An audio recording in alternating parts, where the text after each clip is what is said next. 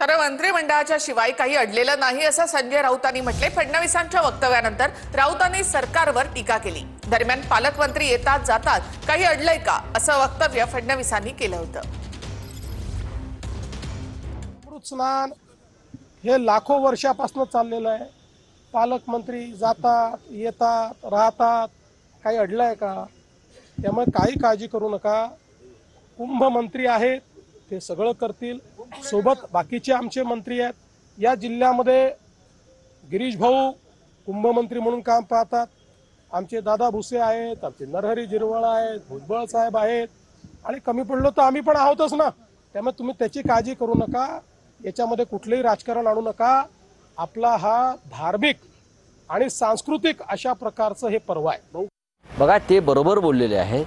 पालकमंत्र्यांशिवाय काही अडलंय का? ते काय चुकीचं बोलले?